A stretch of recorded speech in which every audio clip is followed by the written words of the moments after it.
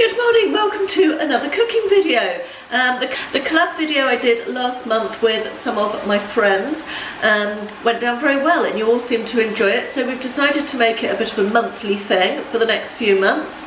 And this month's theme is cooking on a budget. Now, obviously everybody has a different budget, so I just want to say at the beginning, this is just a figure that we pulled out of the air. I'm not saying that this is maybe everybody's idea of cooking on a budget, but we decided that the loose theme was going to be making 3 meals for 4 people on a budget of £20. Once again, Carla, Karin and Kirsten are joining me. Lots of K's and C's, but once again the other ladies' videos will be linked below in my description box, so please do go and visit theirs and have a look at their budget cooking ideas. I'm looking forward to watching them as well, to see what everybody's come up with. And yes, let's get on with the cooking then. Right, here is the shopping that I've had to buy in for my 3 meals, and I'll show you what I've got. First of all, this comes to a total of £15 and 7 pence. I won't actually be using all of it. Like, there'll be some carrots that I won't use, and I won't need all those potatoes. Don't think I need all 3 onions, and there'll certainly be some celeriac left over. But it was £15 and 7 pence is what it cost in total. So we've got some turkey mince here. I've got the thigh mince with 7% fat, 'cause it's got a bit more flavour, the thigh mince, than the very lean breast mince, which is 2% fat, I think. Diced pork there, and some reduced fat pork sausages. I think they taste meatier, the reduced fat ones. I really like them. Can of chickpeas, some parsnips, a very good sized celeriac, a thing of spring onions, some celery, pack of 3 onions. I like these ones, they have a milder flavour than the ones that come loose, but I do wish they didn't come in plastic packaging. Big thing of potatoes, 2.5 kilos of potatoes, some medium noodles, straight to wok ones. I like those better than the dried ones. 2 red peppers, a bit of ginger root, quite a big bit of ginger root, and a pack of carrots. So, as I said, that was £15 7 pence in total, and then I will be obviously using some store cupboard ingredients as well. So I've got a £5 allowance up to my budget of £20 for the bits and pieces that I'll be using from the store cupboard. So that's the shopping. Okay, today's budget meal is a slow cooker Moroccan turkey and chickpea stew, which I've made before and is really delicious. So let's start by showing you the ingredients. We've got some turkey mince, we've got some extra virgin olive oil, 2 cloves of garlic, some carrots, some celery, an onion, a red pepper, which isn't actually in the recipe, but it needs using up, so I thought I'd add it. Some crushed chilies, a tin of chickpeas, tin of chopped tomatoes, coriander, paprika, turmeric, and 2 bay leaves from the garden. And although it is a slow cooker recipe, we start by browning off the turkey mince, so I'm going to do that first. Okay, so I've browned the mince. That is going to go transfer into the slow cooker now, and then I'm going to brown the onions, celery and carrots for about 8 minutes just to soften them. I've left it till rather late in the day to get my slow cooker going. It's only going to take about 3 hours once it's in there on high, but just cooking everything off to start with gets some heat into it and just starts the process going, doesn't it? Right, we've got the vegetables going. I've also added in the red pepper into there and the garlic, so I'm just going to keep stirring that around. It says to give them about 8 minutes. I think they've been in for about 4. Oh, sorry, we're steaming up here. So they've got a few more minutes to go. And then basically we add everything else to the slow cooker. One thing that I have noticed over the years, I love cooking in a slow cooker. However, things do end up very liquidy, and you either have to thicken with corn flour or some other form of thickening, which I don't particularly like doing, or cook it for the last hour with the lid off to reduce it down, which doesn't always work. If you're cooking on low, it doesn't always reduce down because it's not bubbling enough to reduce the liquid. So this recipe calls for 2 cups of low sodium chicken broth, but bearing in mind there'll be a lot of liquid coming out of the vegetables, and I've also got to put in a can of chopped tomatoes. I'm going to not put any of that liquid in. I am going to use the stock part, but I'm not going to add. I will have a quick look at it. I might add a tiny bit of water and then check it, and maybe add some water if I feel it needs it. But it's very difficult once there's extra liquid in there to take it away and get rid of it and thicken it up. Much easier to start with less liquid and see how you go. So that's what I always do when recipes in the slow cooker require liquid, or say they require liquid. Must please excuse what I look like. I had a terrible hangover this morning. We were out last night and we're away for the night actually, and I took sorry, I'm just changing hands. I took all my makeup but forgot to take my skincare and makeup remover, so I couldn't take my makeup off properly. I took my face makeup off, but I couldn't get my eye makeup off just with water. So I woke up this morning with panda eyes. It was not a good sight, and I haven't actually put any makeup on today, but I'm feeling a lot better now anyway. But that's all irrelevant, isn't it? You don't need to know this. Right, while these vegetables cook on there, finish off, I'm going to get the other ingredients into here. So we've got the mince in. I'm going to put the tin of chickpeas, tin of tomatoes, and I have just used the tiniest bit of boiling water to dissolve that stock, so that's gone in. A couple of bay leaves from the garden which I've crushed a little bit like that, and then we're going to do half a teaspoon of red chillies, 1 teaspoon of coriander leaf, and 2 teaspoons each of paprika and turmeric. Right, everything is in, and that's what it looks like. I've decided that it is looking a little tiny bit dry, so I am going to give it half an hour, come back to it and see what it's looking like after half an hour, and probably add a little more water at that point. But then all it's got to do is cook on high for, it's 4 o'clock now, we'll probably eat about 7, so 3 hours on high, and that should be absolutely yummy. Okay, it's been going for about half an hour, and I've decided to add some liquid. Little tip here. Scrapings of a jar of Marmite left. I always keep my old jars of Marmite, and I've just put a little bit of boiling water in there. It's probably, I'm going to fill it to half full, put the lid on, give it a good shake, let the water cool a little bit after you've boiled it, I should probably say, because it's a glass jar, and then add that to the mixture, because Marmite gives everything, it won't taste of Marmite, but it's a lovely strong flavour to add some nice tastiness to any dish like this. Right, it's time for dinner. And I just wanted to show you this because you can see how much liquid that's made. It certainly doesn't need any more liquid in there. It smells absolutely amazing. So I'm just going to whip out the bay leaves and then serve it up. It is fine like this. You could eat it just by itself because it's got the chickpeas in. But obviously if you wanted to serve it with rice or bread or anything really, I've just I found this in the freezer. It's a garlic and rosemary flatbread, which we obviously got 2 for £2.50, so that's an extra £1.25 to add to my meal technically. But I'm going to serve it up anyway, and I'll show you what it looks like when it's on the plates. Here it is served up. It's looking very delicious, if I do say so myself. And then we've got another 2 portions in here, which I'll put in the freezer for another night. Can't wait to get it eaten. Good evening and welcome to Bad Light. Welcome to day 2 or recipe 2 of my budget meals. Don't know if we're calling it budget meals yet, but and I haven't closed my cupboard that you can see behind me. Very unprofessional here this evening. It's been a long day. Day 2 anyway, and we are cooking sticky honey Chinese pork and noodles. This is a recipe that I cook not that regularly, but it is sort of one that we've had over the years and one that I saved and that I've cooked a lot in the past. So we're starting off with some diced pork. I will probably only use half of this, I think. Yeah, I'm going to use half and freeze the other half because that is enough for 4 and I'm only cooking for 2, and this dish doesn't really freeze particularly well.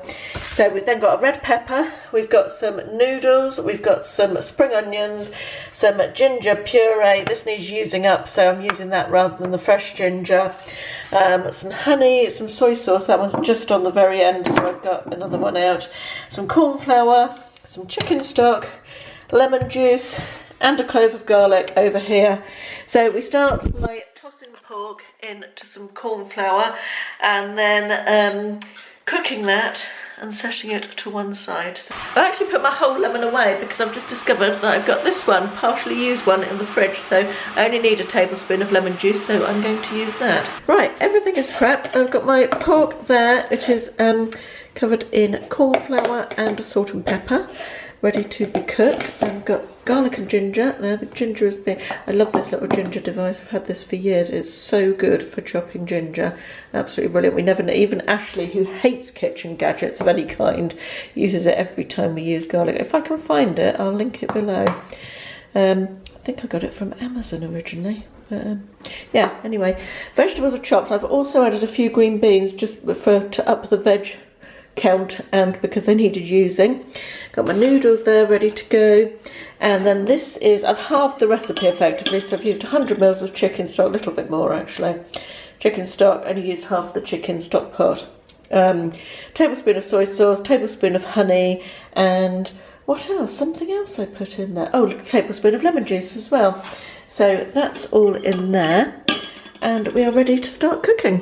Okay, so the actual cooking process is super simple once you put everything together. In fact, let's be honest, the whole thing's simple. We're going to brown the pork.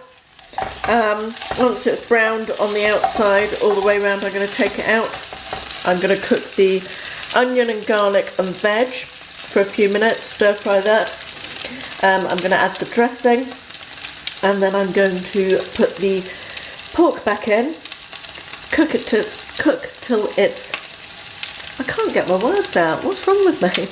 Put the pork back in, add the noodles, stir fry it all till it's warmed through and the pork's cooked, and it'll be ready. It's smelling absolutely delicious. I've got the pork in. I've just put the pork back in with the dressing that I mixed up in here and the veg, and I'm just gonna, it's a little bit liquidy at the moment, although so I'm just thickening it up by boiling it quite rapidly for a couple of minutes. Then I'm going to add the noodles, warm those through, and then it'll be ready to serve up. And dinner is served. Looks nice. I got a little one tonight because I'm not massively hungry, and that's Ashley's, and it's looking very tasty. Welcome to meal 3, the final meal of budget meals for the week. Not even for the week, I don't think. Welcome to the final meal anyway. Today I am doing a vegetable bake, a layered, let me just check what it's called. It's not a recipe that I've done before. I found it on the internet, and I've managed to photograph the ingredients and the instructions without the title, but I'm pretty sure it's called a layered vegetable bake. And I'm going to serve it with that packet of reduced fat sausages that I showed you at the beginning. I'm halving the recipe because the recipe is for 6, so I'm going to halve it and it will be for 3. And let me show you what we've got. We've got a celeriac. It looks like a brain, doesn't it? I'm not going to use all of that.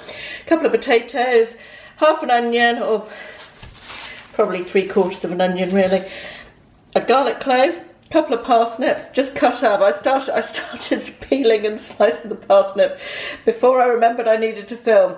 Some carrots, some fresh sage and some fresh thyme, both from the garden, and some chicken stock, which is made up with the other half of the stock pot that I used a couple of days ago. In the last meal, I think it was, or was it the first meal? I can't remember anyway, whichever one it was, it's the other half of that stock pot. Right, the first instruction is to slice the onion finely and get it into a frying pan with some butter, so I'm going to do that. I have just come across some streaky bacon in the fridge that really needs using up, so I've put 3 slices of streaky bacon. I've chopped it small, and I'm going to add it into the frying onions. Oh, it's very different. Right, I've greased my dish, which I'm going to put it in, and basically we layer up sliced celeriac, half the onions, season it, then the carrots and parsnips, the other half of the onions, then sliced potatoes on the top. The herbs go in with the seasoning as well. I'm going to chop those, and then yeah, potatoes on the top, and then the stock. So fairly simple, just a case of chopping and assembling. Also, the recipe said to chop the parsnips and carrots lengthways, but I didn't do that. I don't like that. I couldn't see that that would work particularly well for me, so I decided to ignore them. Okay, this is layer 1 with the celeriac, half of the onion and bacon mixture and garlic and some herbs and some salt and pepper. Now I'm going to do the carrots and parsnips.